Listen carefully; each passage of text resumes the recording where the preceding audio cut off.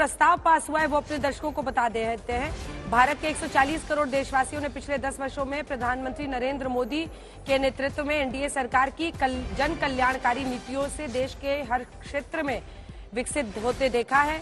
लंबे अंतराल लगभग 6 दशक के बाद भारत की जनता ने लगातार तीसरी बार पूर्ण बहुमत से सशक्त नेतृत्व को चुना है। हम सभी को गर्व है कि 2024 का लोकसभा चुनाव एनडीए ने आदरणीय श्री नरेंद्र मोदी के नेतृत्व में एकजुटता से लड़ा और जीता। हम सभी एनडीए के नेता आदरणीय श्री नरेंद्र मोदी जी को सर्वसम्मति से अपना नेता चुनते हैं। मोदी जी के नेतृत्व में एनडीए सरकार भारत की गरीब, महिला, युवा, किसान और शोषित, वंचित व पीड़ित नागरिकों की सेवा करने के लिए प्रतिबद्ध है। ये एनडीए की तरफ से प्रस्ताव पास हुआ है और ये बड़ी खबर इस वक्त की हम आपको बता दें। नरेंद्र मोदी को चुना गया एनडीए का नेता, यानी आज एनडीए के नेतृत्व पर देश को भरोसा है। ये प्रस्ताव पास हुआ है तो इसके मायने ये है, देखिए कौन कौन से नेता इस मीटिंग में बैठे हुए थे। प्रधानमंत्री नरेंद्र मोदी के अलावा बीजेपी अध्यक्ष जेपी नड्डा, राजनाथ सिंह, बीजेपी के वरिष्ठ नेता, रक्षा मंत्री, अब खैर चूंकि इस्तीफा दे दिया है प्रधानमंत्री ने, तो अमित शाह बीजेपी की तरफ से, चंद्रबाबू नायडू टीडीपी की तरफ से, नीतीश कुमार, एकनाथ शिंदे शिंदे ग्रुप के, शिवसेना ग्रुप के, एचडी कुमारस्वामी, जेडीएस के, एलजेपी आरवी के चिराग पासवान। और ये वो प्रस्ताव आप अपने टेलीविजन स्क्रीन पर इस वक्त देख रहे हैं। चिराग पासवान के बाद बिहार से ही जीतन राम मांझी एचएम के, पवन कल्याण जनसेना पार्टी के, आंध्र प्रदेश के सुनील तटकरे एनसीपी गुट के मौजूद थे, अनुप्रिया पटेल अपना दल की, सोनेलाल ग्रुप की, जयंत चौधरी आरएलडी के, प्रफुल्ल पटेल एनसीपी के, प्रमोद बोरो जो कि यूपीपीएल के हैं, अतुल बोरा एजीपी के, इंदिरा हंगसुब्बा जो कि एसकेएम के हैं, सुदेश महतो आजसू का नेतृत्व कर रहे थे, राजीव रंजन सिंह जेडीयू के, जिनको आप ललन सिंह के नाम से भी जानते हैं, और संजय झा भी जेडीयू की तरफ से मौजूद थे। और संजय झा को माना जाता है कि उनकी बड़ी भूमिका रही है आज यहां पर, अगर आप एनडीए में नीतीश कुमार को देख रहे हैं तो सर्वसम्मति से प्रधानमंत्री नरेंद्र मोदी के नेतृत्व की बात इस प्रस्ताव में पारित की गई है और कहा गया है कि एकजुट मिलकर होकर हम लोग चुनाव लड़े और चुनाव जीते। एक या दो लाइन में प्लीज सुरेंद्र जी अपनी बात पूरी कर लीजिए, उसके बाद से मैं चलूंगी अन्य मेहमानों के पास।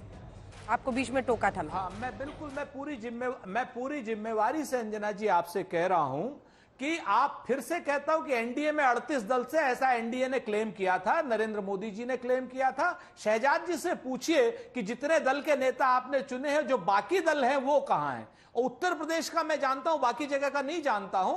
ओम प्रकाश राजभर जी, मैं जिम्मेवारी से कहता हूं, इस एनडीए की बैठक में नहीं है।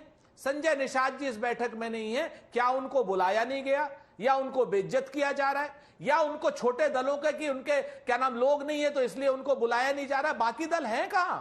तो मैं यही तो कह रहा हूं आपसे कि आप इसको देखिए आगे आगे क्या हो रहा है। राजभर को अभी नहीं बुलाया गया, अभी संजय निषाद को नहीं बुलाया गया। तो उत्तर प्रदेश का तो मैं जानता हूं, बाकी जगह का आप लोग बताएंगे। तो अभी बहुत कुछ होना बाकी है। आज की डेट में एनडीए का नेता चुना जा रहा है, लेकिन वहां पर नितिन गडकरी भी नहीं है।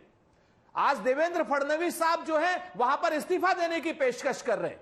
आज योगी आदित्यनाथ जी नाराज हैं उत्तर प्रदेश में। तो इन सारी बातों के बीच में नरेंद्र मोदी जी पता नहीं किस बात की जल्दी। ठीक है, अब शहजाद जी आप मोर्चा संभालिए, आपका ऑडियो पहले नहीं आ रहा था, अब जवाब सुन लीजिए। ये पूरी लिस्ट भी हम दिखा रहे हैं, इसमें से वो खोज रहे हैं कि ओपी राजभर और संजय निषाद कहाँ है। देखिए अंजना जी, वो खोजते रहिए, पर इनको ये बताना चाहिए कि आज जिनको बुलाया गया है या ये जो बैठक है वो उन लोगों की बैठक है जिनके सांसद चुनकर आए हैं। वही तो समर्थन लेटर देंगे ना सरकार बनाने के लिए राष्ट्रपति जी को। तो जिनके सांसद है, जो लेजिस्लेटिव पार्टी का हिस्सा है, वो लोग आए हैं। परंतु आज उद्धव ठाकरे जी ने तो साफ साफ इनकार कर दिया आने से इंडी अलायंस की बैठक में।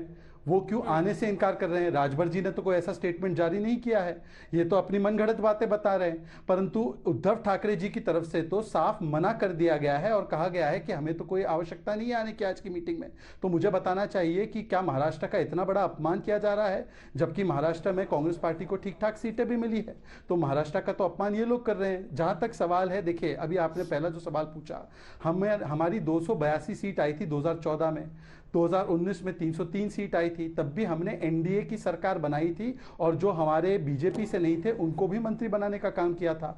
आज भी हम लोग अलायंस की सरकार बना रहे हैं। हाँ, आंकड़े अलग है पर सरकार अलायंस की है, फॉर्मेशन अलग, फॉर्मेशन वही है, फिगर अलग है और फॉर्मेशन का चरित्र वही है, नेशन फर्स्ट, इंडिया फर्स्ट। तो मुझे लगता है कोई बदलाव नहीं है, परंतु देखे ना कि जिन लोगों ने लगातार 3 बार 100 का आंकड़ा भी पार नहीं किया है, आज उन लोगों को आत्मचिंतन करने के बदले उनको अपने हार पर इतना घमंड है कि वो चिंतन नहीं कर पा रहे हैं कि अब लगातार 33 साल से वो 240 का आंकड़ा पार नहीं कर पा रहे।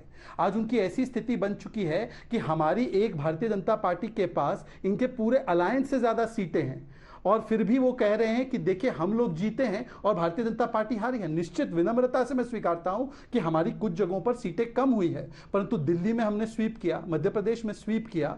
हम लोगों को जिस प्रकार से तेलंगाना में अच्छी सीटें आई है, जिस प्रकार से अरुणाचल प्रदेश में हम जीते, ओडिशा में हम जीते हैं, तो वहां पर तो कांग्रेस पार्टी कहां गायब हो गई है। परंतु देखिए कुछ लोगों को हार में भी घमंड है और हम जीत में भी विनम्र है और तीसरी बार लगातार हमारी एनडीए की सरकार बनने जा रही है। और जो रिलायबिलिटी और क्रेडिबिलिटी की बात कर रहे हैं, आप देख लीजिए हमारी 3 एनडीए की सरकार, हमारी तीनों एनडीए की सरकार जो है आज जो सरकार बनने जा रही है और इससे पहले की 2 सरकारें लगातार स्पष्ट मैंडेट के साथ, स्पष्ट एजेंडे के साथ, और इससे पहले की 3 कांग्रेस की जो अलायंस की सरकार थी उनको देखिए। 2 यूपीए की सरकार थी जहां पर कांग्रेस को जब प्रधानमंत्री पद मिला तब तो वो कैसे चली, ठीक ठाक चल गई, पूरा कार्यकाल पूरा किया, परंतु जहां पर कांग्रेस पार्टी को प्रधानमंत्री, मुख्यमंत्री का पद नहीं मिलता है, जैसे यूएफ की सरकार में, तो वो सरकारें गिराने का काम किसने किया? स्वयं कांग्रेस पार्टी ने किया। तो इसका मतलब कांग्रेस पार्टी का तो एक ही चरित्र है किसी भी गठबंधन में कि मेरा क्या, मुझे क्या। और इसी चक्कर में आज उद्धव ठाकरे जी भी शायद उनके इंडी गठबंधन के मीटिंग में नहीं आए, क्योंकि उनको लगता है कि महाराष्ट्र में तो मैं बड़ा प्लेयर हूं, परंतु कांग्रेस पार्टी को ज्यादा सीटें मिल गई है।